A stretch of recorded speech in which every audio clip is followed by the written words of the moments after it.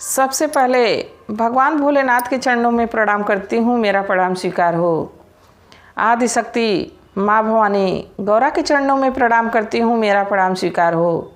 सभी देवी देवताओं के चरणों में प्रणाम करती हूँ, मेरा प्रणाम स्वीकार हो।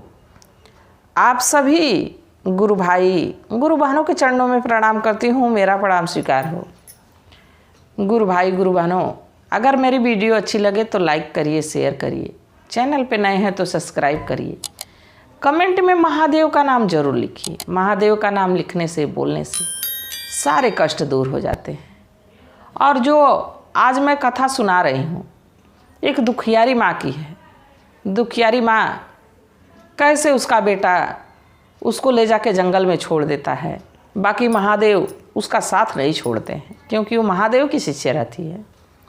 दुनिया साथ छोड़ दे, जमाना साथ छोड़ दे, परिवार वाले साथ छोड़ दें, पर भगवान कभी साथ नहीं छोड़ते हैं। अगर जो हम भगवान के शरण में हैं तो वो हमारा हाथ थामे रहते हैं। ये आप अनुभव कर लेंगे गुरु भाई गुरु बहनों। जिस दिन आप दिल से गुरु के सामने, अपने भगवान के सामने ये स्वीकार कर लीजिए कि आज से हम आपके हुए और आप हमारे हुए, उस दिन से आपको अनुभव होगा कि हमारे साथ हर वक्त कोई खड़ा है।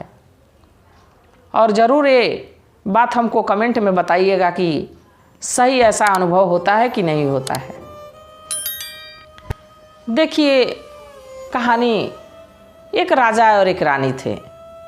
राजा रानी, राज्य बहुत बढ़िया से चल रहा था, सुख बहुत था। बाकी राजा कोई भगवान को नहीं मानते थे, किसी भगवान को नहीं मानते थे। बाकी रानी महादेव की शिष्य थी।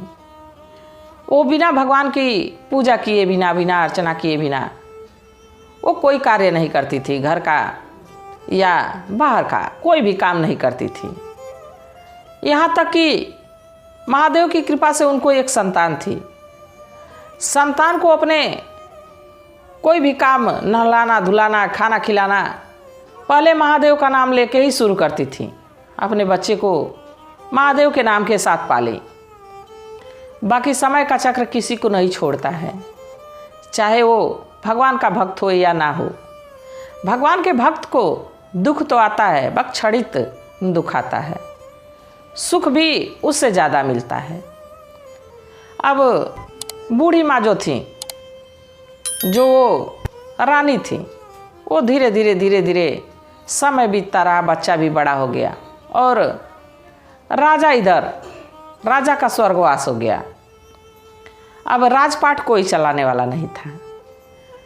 अभी बच्चा ज़्यादा बड़ा नहीं था। रानी मंत्रियों के सहारे धीरे धीरे राज्य को चलाती रहीं। समय बीतता रहा। जैसे उनका बेटा बड़ा हुआ, उसको राज पर बैठा दी, राजगद्दी पे उसको बैठा दी, उसका तिलक कर दी, वो राजगद्दी पे बैठ गया और कार्यभार संभाल लिया। फिर रानी कहीं कि ऐसा है कि अब तो धीरे धीरे मैं बूढ़ी हो चली हूँ और महादेव की कृपा हो जाती। अगर जो मंत्रियों से कहें कि आप लोग एक सुंदर लड़की खोजिए और मेरे बेटे का विवाह हो जाए। अब विवाह के लिए लड़की खोजी जाने लगी। इधर जो रानी थी वो बूढ़ी हो चली थी। वो समय के साथ नमः शिवाय का जाप, नमः शिवाय का जाप हमेशा जपती रहती थी। और जब भी दया मांगती भगवान से, महादेव से जब भी दया मांगती तो कहती, हे भोलेनाथ, ये क्या कर दिए मेरे साथ? हमारे पति का साथ छुड़वा दिए, समय से पहले उनको उठा लिए, उनके जगह पे हमको उठा लेते तो आज ये दुख नहीं झेलना पड़ता, आज हमको ये नहीं देखना पड़ता, हम अकेले हो गए हैं, इनके बिना पति के हम अधूरे हो गए। जब भी दया मांगती तो यही बात कहती और रोती, जरूर 4 आंस रो लेती। गुरु भाई गुरु बहनों, जिस पे भी पति पड़ती है, जिसके पे कष्ट आता है, वो बात वही समझ सकता है।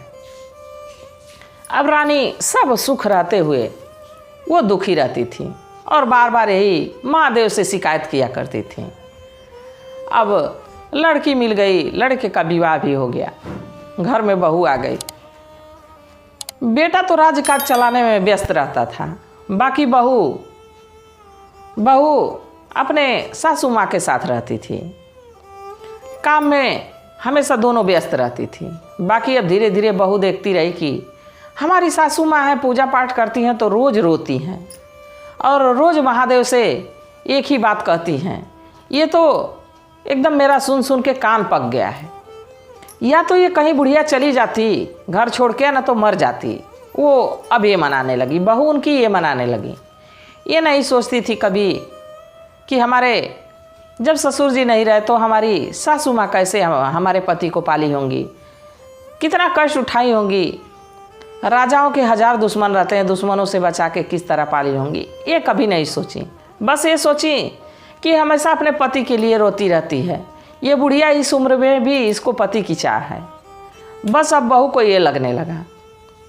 एक दिन जो राजकुमार थे वो आए अपने पत्नी के पास, तो उनकी पत्नी माँ के खिलाफ कहने लगी, ऐसा है कि आपकी माँ इस उम्र में भी पति की चाह रखती हैं। वो हमेशा यही रो के कहती हैं कि हे महादेव, हमको अधूरा बना दिए, हमको अकेला कर दिए, हमारे पति को समय से पहले क्यों उठा लिए। अब बताइए, अगर जो कोई सुनेगा तो कितनी बेइज्जती होगी। अब उल्टी पट्टी पढ़ाना शुरू कर दी गुरु भाई गुरु बहनों। अगर जो किसी भी औरत का पति नहीं रहेगा तो भगवान से वो तो एक बार ज़रूर शिकायत करती है कि हे प्रभु, ये क्यों ऐसा कर दिए, हमको पहले लेके जाते, क्यों उसको लेके चले गए पति को। सभी की यही लालसा रहती है कि हम पति के आगे ही जाएं। अब बूढ़ी माँ की बात को वो उल्टा करके और पति से अपने बता दी और कही कि ये मर तो नहीं रही हैं, बाकी इसको ले जाके सासू माँ को ले जाके कहीं जंगल में छोड़ देते, शेर बाघ खा जाते और ये किस्सा यहीं ख़त्म हो जाता।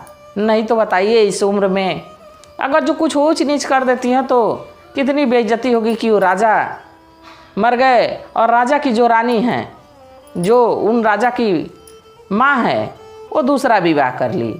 अब उल्टा सीधा खोपड़ी में लड़के की भर दी। राजकुमार कहे कि ठीक है, मैं कुछ सोचता हूँ। अब समय बीतता रहा। एक दिन राजकुमार अपनी माँ के पास गए। माता जी पूजा कर रही थी। राजकुमार की माता जी यानी रानी पूजा कर रही थी। पूजा करके वही दया मांग रही थी। वो लड़का भी सुना। वो यही बात सुना जब कहीं कि हे शिव गुरु, हे महादेव, हमारे साथ इतना बुरा क्यों कर दिए, हमको क्यों अधूरा कर दिए, हमारे पति को समय से पहले क्यों उठा ले गए। हम तो आपके शिष्य थे, हम तो हमेशा सदा आपके चरणों में अपना जीवन समर्पित किए थे, बाकी हमको अधूरा क्यों कर दिए। अब ये बात क्योंकि वो उल्टी तरीके से बताई थी, राजा के वही समझ में आया था कि हमारी माँ लग रहा है कि सही विवाह करना चाहती है। राजकुमार जब रानी पूजा पर से आई तो राजकुमार कहे कि मामा जी के यहाँ स्वयंवर है, विवाह है और वहाँ से बुलावा आया है, तुमको वहाँ मैं पहुँचा देता है। वो लोग बुलाए हैं, मैं तो राजकाज में बिजी रहूँगा, उस समय मैं जा नहीं सकता, तो तुमको क्यों ना पहले ही पहुँचा दूँ।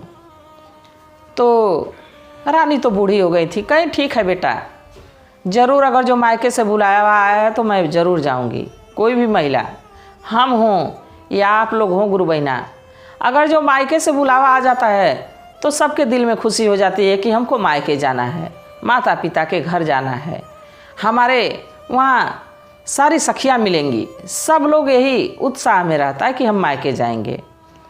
अब बूढ़ी माँ भी कहें कि हाँ ज़रूर हम मायके जाएंगे बेटा।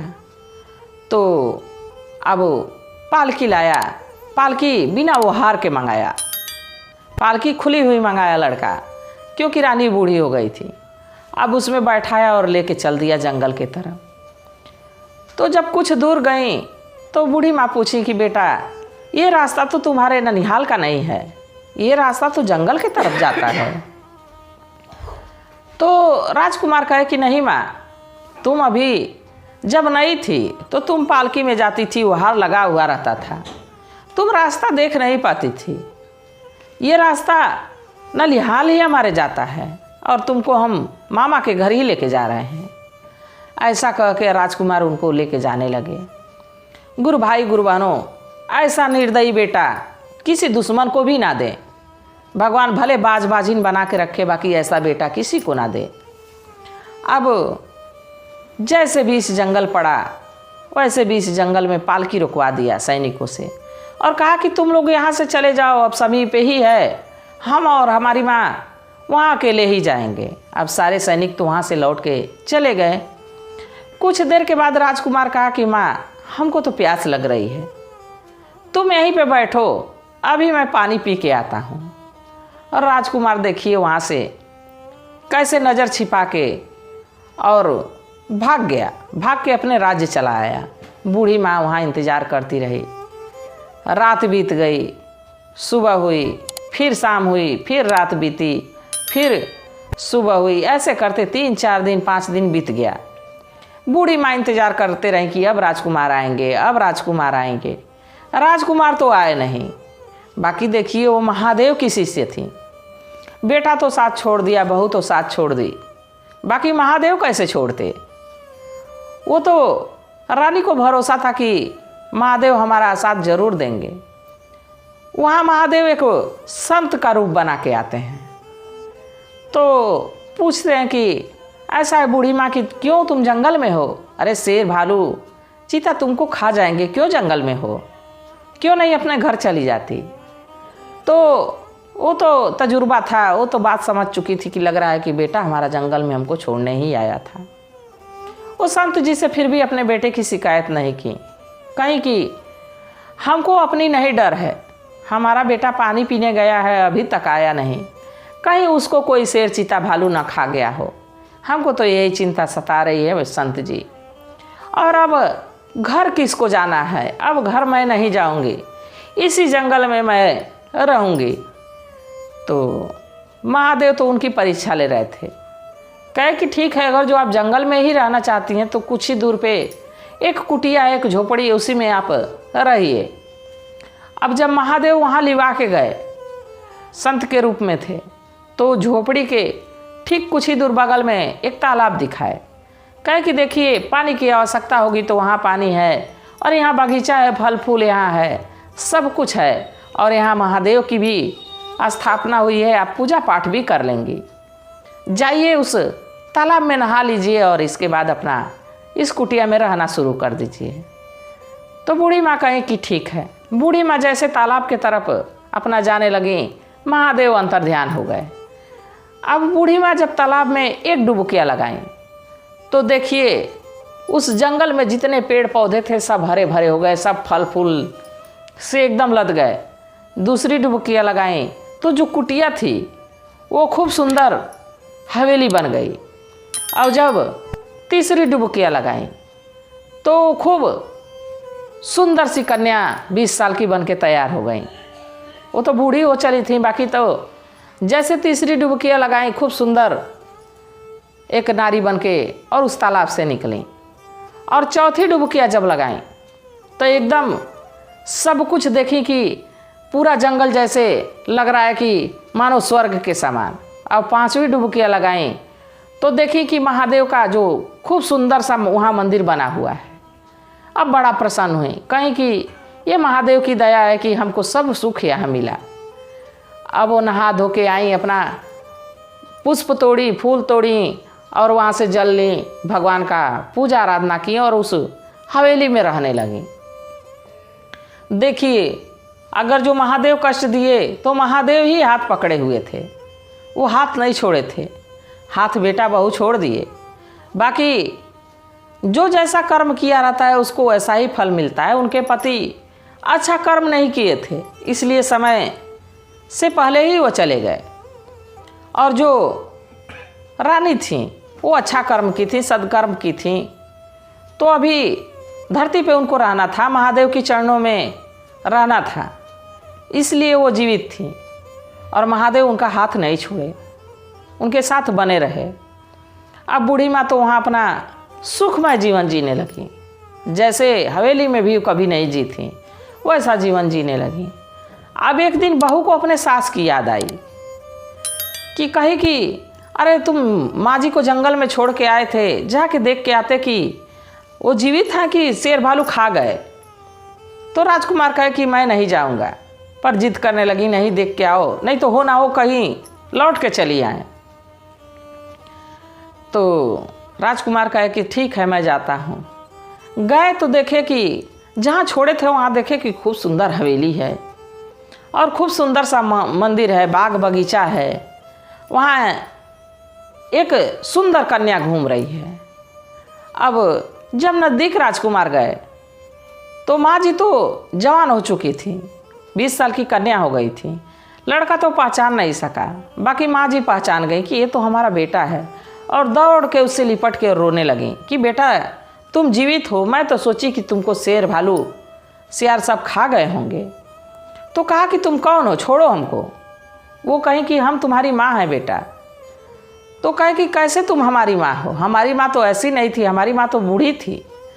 तो कहीं कि वो सरोवर देखो, तालाब देखो, वो महादेव की इच्छा से उसमें एक संत आए थे और हमको बताए कि उस सरोवर में नहा लो और इसके बाद इस झोपड़ी में रहो। तो देखो झोपड़ी के जगह पे महल बन गई है, और इस जो जंगल में बिल्कुल सूखे पेड़ पौधे हो गए थे, सब पेड़ पौधे हरे भरे हैं, सब फूल फल, इसी से मेरा जीवन चलता है, यही से मैं खा के रहती हूँ। और तो और देखो यहाँ महादेव की कितनी सुंदर स्थापना हुई है, कितना सुंदर मंदिर है। अब जब ये देखा बेटा तो उसको अपने आप पे बड़ा पछतावा हुआ कि माँ हमारी महादेव की भक्त थी और मैं महादेव को उल्टा दोष दिया और अपने माँ को गलत समझा, ला के जंगल में छोड़ दिया। अब महादेव देखिए उनकी लीला कौन जाने। अब बेटा उनका अपनी माँ के चरणों में गिर के और माँ से माफ़ी मांगने लगा। कहा माँ, पूत कुपूत हो सकता है पर माता कुमाता नहीं हो सकती। मैं तो गलती कर दिया हूँ माँ, मुझे माफ़ कर दो और तुम घर चलो। तो माँ कही कि ठीक है पुत्र, मैं ज़रूर चलूँगी तुम्हारे साथ, और अपने बेटा को क्षमा करके उसके साथ लग गई। अब माता जी अपने पुत्र के साथ जब अपने राज्य में लौटी तो उनकी बहू देखी कि एक सुंदर कन्या को हमारे पति लेके आ रहे हैं। तो अब वो उल्टा सीधी बात सुनाने लगी, कही कि मैं तो भेजी थी कि देख के आओ कि माँ जी मरी कि नहीं मरी, जंगल में शेर भालू खाया कि नहीं खाया उनको, और तुम गए हो तो एक सुंदर कन्या से विवाह करके आ रहे हो। बेटा कहा कि तुम अपनी जुबान पे लगाम दो, ऐसी बात मत बोलो, ये हमारी माँ है। तो वो कहीं कि नहीं नहीं, तुम हमसे झूठ बोल रहे हो, ये बताओ कि तुम तो माँ को बूढ़े हालत में छोड़ के आए थे और तुम सुंदर कन्या को लेके आए हो, हमारे साथ छल कपट कर रहे हो। राजकुमार कहे कि छल कपट तुमने किया, मुझे उल्टी पट्टी पढ़ा के हमारी माँ को जंगल में छोड़वा दिया, और महादेव की कृपा से ये ऐसा दिव्य सरोवर है, ऐसा दिव्य तालाब है, उसमें नहाई तो माँ हमारी ऐसी हो गई है। अब इस बात की उसको बेचैनी हो गई कि माँ जी इतनी सुंदर हो गई हैं उस सरोवर में नहा के। तो अपनी सास से माफ़ी मांगी, कही कि सासू माँ मुझे माफ़ कर दीजिए, क्योंकि अब सास तो घर लौट आई थी और साथ में ढेर सारा सामान लेके आई थी, महादेव का दिया हुआ जो उस हवेली में सब था, सोना चांदी हीरा मोती सब वो लेके आई थी। तो बहू तो प्रसन्न हो गई थी। अब बहू को देखिए कूटनीति एक और लग गई। बहू सोचने लगी कि माँ जी तो अब रोग दुख सब खत्म हो गया है और कितनी सुंदर लगने लगी हैं, अगर जो उसी सरोवर में अपनी माँ को मैं भेज दूँ और माँ अगर जो हमारी नहा लेगी तो कितनी सुंदर हो जाएगी। अब स्वार्थ में अंधी हो गई, अपनी माँ को बुलवाई और कही कि माँ तुमको मैं जंगल में छोड़वा देती हूँ, और देखो सास के साथ मेरे ये घटना हुई है, तुम भी ऐसे करोगी तो तुम भी इतनी ही सुंदर होके स्वस्थ होके आ जाओगी। तब उसकी माँ भी सोची कि सही बात है, हमारी बेटी कितना हमारे बारे में अच्छा सोचती है, और राजकुमार से कहीं कि हमारी माँ को ले जाइए उसी जंगल में छोड़ के आइए, शेर भालू खा जाएंगे। तो राजकुमार कहे कि नहीं नहीं, अब दोबारा मैं ये गलती नहीं करूँगा, हमसे नहीं हो पाएगा, मैं जंगल में नहीं छोड़ने जाऊँगा। तो कही कि आप नहीं जंगल में छोड़ने जाएंगे तो हम माँ को छोड़ के आएंगे, और अपनी माँ को ले जाके जंगल छोड़ के और आ गई। अब रात को शेर भालू सियार की आवाज़ सुन के तो माँ डरने लगी। अब डरते डरते उस तालाब में जा पहुँची। जब तालाब में गई तो उनको याद आ गई कि इसमें 5 डुबकियाँ लगाना है। अब गुरु भाई गुरुबानों कहाँ तक वो 5 डुबकियाँ लगाती, वो एक ही डुबकियाँ लगाई, इतने में वो एक गदही बन के निकली बाहर। अब वो तो कुछ बोल नहीं सकती थी, कुछ कर नहीं सकती थी। अब वो ही सरोवर के किनारे आके खड़ी थी। अब जो वहाँ राजकुमार की पत्नी थी, कहीं कि हम अपने माँ को तो भेज आए हैं, पहुँचा आए हैं, कम से कम उसको लेने तो आप चले जाइए।